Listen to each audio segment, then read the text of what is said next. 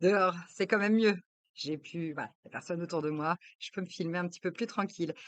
Et du coup, reprendre, je vous le disais, sur l'autonomie. Alors, là encore, bon, eh ben, il y a encore des gros piliers qui tombent, parce que c'est l'autonomie qui va prendre cher. En fait, ce qui est dit, c'est que de façon innée, l'enfant veut collaborer. Ça, c'est de toute façon, il veut collaborer. Alors, c'est vrai que, avant dans les pages, l'autrice disait, voilà, quand, je comprenais pas, ma fille m'arrachait des choses des mains et moi je trouvais que, du coup, elle devenait une dictatrice et en fait non, c'est juste que les enfants, veulent faire absolument et de façon innée, l'enfant veut collaborer, donc il y a pas besoin de lui demander. On va se servir en fait de ce voilà, de ces pulsions d'envie d'aider et en fait le problème c'est que, nous on l'empêche parce que alors comme je vous le disais sur les épisodes précédents, parce qu'on estime que soit c'est pas à lui de le faire, soit il le fera pas bien. Et lui, ce que veut l'enfant, en tout cas ce que pensent les Mayas des enfants, c'est que l'enfant veut être avec les autres. Il veut être ensemble et collaborer. Et nous, qu'est-ce qu'on fait dans nos sociétés? Eh bien, en fait, on passe notre temps à séparer les 2 mondes, adultes, et enfants. Et alors voilà, on se sépare pour aller à la crèche, on se sépare aussi pour dormir, voilà, on n'arrête pas de se séparer, on ne fait pas ensemble.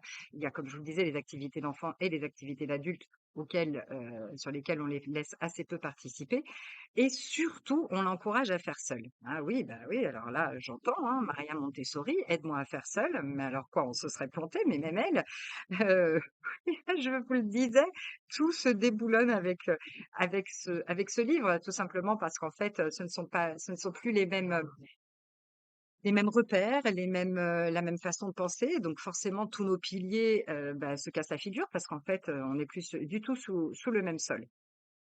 Hem et en fait, en même temps, on nous a dit de répondre aux besoins de l'enfant et je crois qu'en fait, on s'est peut-être planté dans les besoins parce que, en tout cas, les Mayas estiment que l'enfant a besoin de collaborer et besoin d'être avec les autres. Et nous, on les encourage à faire seuls. Alors on est là, hein, on met l'environnement adéquat, on le met dans de bonnes conditions, mais mine de rien, seul. Et en fait, bah, seul et ensemble, ça va absolument pas ensemble. Donc là, on est sur 2 mondes différents. Hem Si on prend, ce qui est dit dans ce livre et finalement la culture maya, c'est que non, l'enfant ne veut pas être seul, ne veut pas faire seul, il veut faire partie d'une équipe et faire partie d'une équipe, ça veut dire ne pas travailler seul. Et alors peut-être que ce n'est pas ce que les enfants veulent, mais ce que l'adulte veut, dans dans l'idée de favoriser l'autonomie et que l'enfant fasse seul, sauf qu'en fait on le sépare de nous et que visiblement, c'est pas de ça dont il a besoin. Alors, et puis il y avait aussi quelque chose d'autre qui était finalement à réfléchir. Comment est-ce qu'il peut devenir quelqu'un qui aide si les adultes ne l'aident pas? Si à chaque fois qu'il a besoin, l'adulte lui dit: «Mais tu peux y arriver tout seul». Alors que lui veut collaborer, veut faire ensemble, en fait, finalement, on se rend compte que ça ne fait plus sens. Et c'est peut-être ça qui fait que nous avons créé une société qui est plutôt avec des individualités et de l'individualisme, alors que quand on va sur des cultures plus ancestrales, plus traditionnelles, là, on repère de la solidarité, du vivre ensemble. Eh bien oui, certainement que ça vient de tout petit. Donc voilà de quoi réfléchir encore sur tous ces sujets. Je vous dis à plus tard.